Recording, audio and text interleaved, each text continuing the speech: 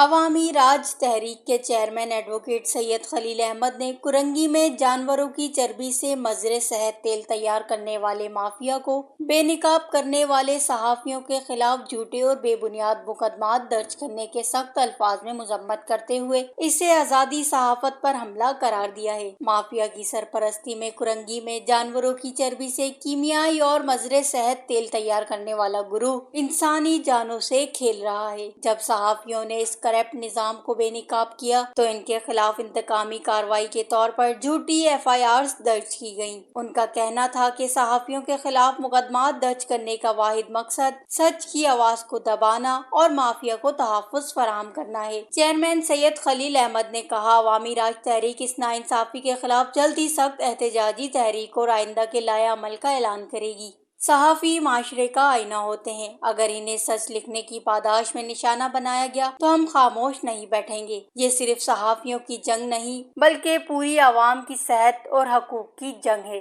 Wash news, Karachi.